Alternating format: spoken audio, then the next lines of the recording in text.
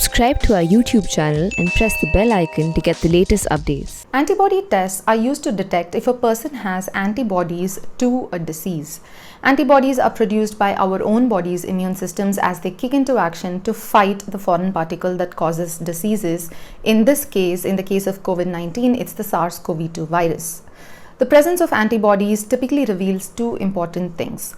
One, that a person has already had exposure to the foreign particle, and two, that they're likely to have immunity to it. Now, the body produces 5 kinds of antibodies, and these are also called immunoglobulins, indicated by Ig. They attach themselves to the foreign particles, and in the case of this virus, to its protein, and prevent it from entering new cells and replicating. For COVID-19, there are 2 kinds of antibodies that tests look for: IgM and IgG. IgM antibodies are the first kind of antibodies that we produce when faced with a new infection that our bodies haven't seen before. Thus, IgM antibodies are usually present in blood during the early stages of an infection, called the primary immune response stage, and are the largest in size as well. They eventually disappear and are replaced by the IgG antibodies as the infection progresses. IgG antibodies, the smallest antibodies, they are also the most common type of antibodies found in our bodies. These take time to form after an infection, and they form during the secondary immune response stage. Hence, they're usually detected after recovery or during the late stages of the disease and are typically responsible for neutralizing the virus by preventing it from replicating in the body.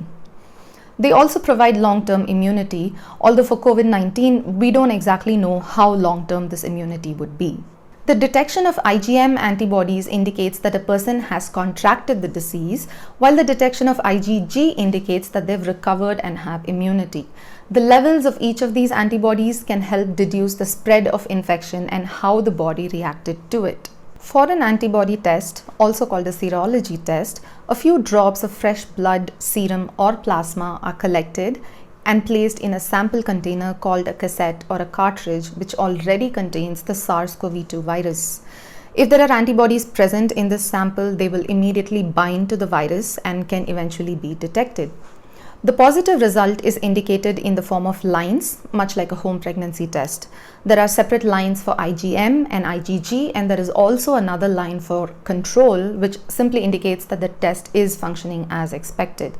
For any working test, in fact, the control line is always positive, irrespective of whether the test turns out to be positive or negative. If the result of a test is IgM positive, the person is likely at the early stages of the disease.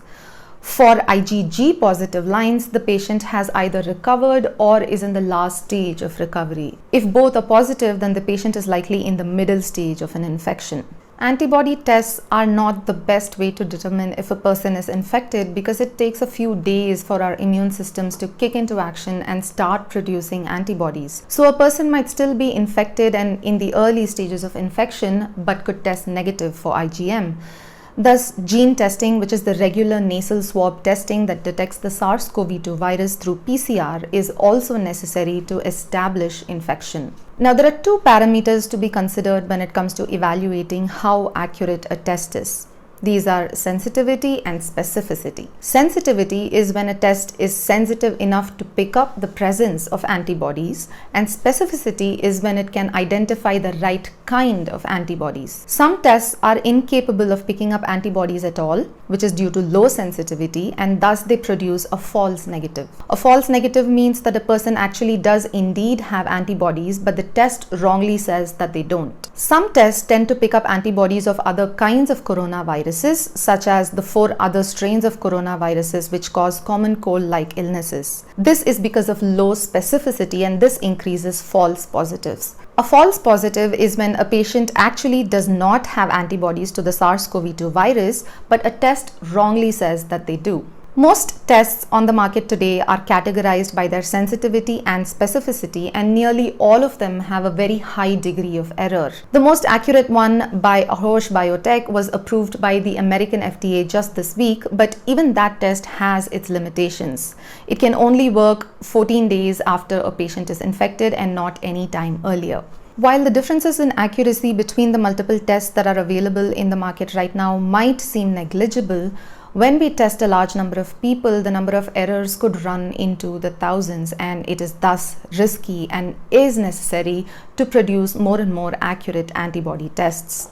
Just like home pregnancy tests, these antibody tests also have to be checked at an exact time interval, which is between 10 to 15 minutes after the sample is exposed to the virus. This is Sandhya Ramesh from Bengaluru for The Print.